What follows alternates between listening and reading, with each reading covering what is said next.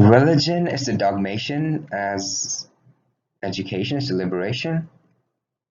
Uh, no. But why is this even being asked? Before we answer that, let's just look at why it's a no.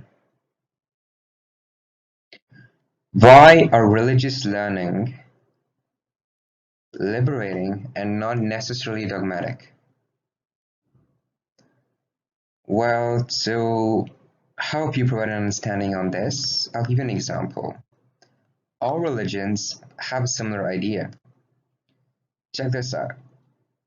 While I was hiking in India and also in Europe, I would come across religious symbols at the top of a peak or at the highest point in any region. This would be crosses, this could be temples, this could even be Buddhist flags, or in the case of Islam, it could be burial mounds. So, why do they all have the same thing? Well, as a hiker, I'll tell you why. It's just to show that a human has been here before, who has had the same fears, and who's went through the same struggles as you have. And then when you reach the top, you understand that it was worth it all. It gives you some faith, gives you a little bit of peace. And that's it, nothing beyond. I did not feel different when I was at the top of a Christian symbolic peak. Neither did I feel different when I saw Buddhist flags. I just felt human. Now, where does all this fascination and religion come from? Well, it's mostly to do with people and people saying what they learned from a book. But what are these books? All religious books are codified human experiences. And these were done at a particular point in time.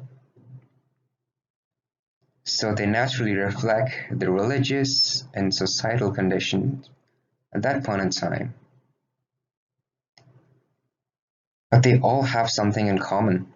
It goes something on the lines of being kind to one another, being forgiving, accepting,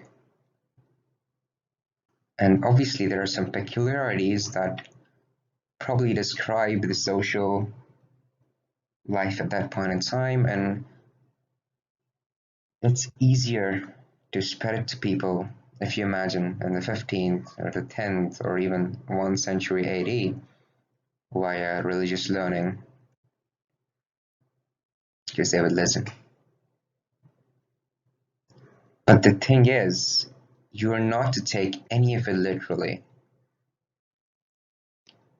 All religious learning is only to be understood metaphorically, and that's why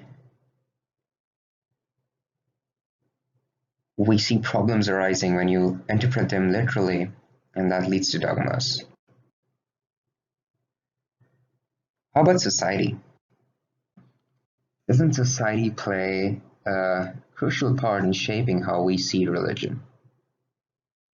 If you really think about having religion in your life, completely independent of other people, completely independent of societal norms, you're probably liberated right there.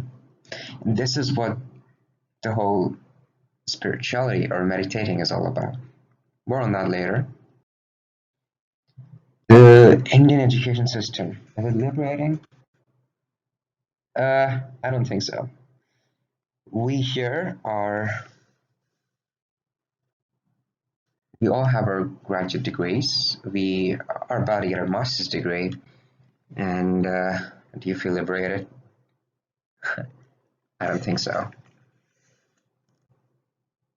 Statistics show that the suicide rate in India, and that too in the top institutes, is 6.7%, which is 4% higher than the average suicide rate all over the world.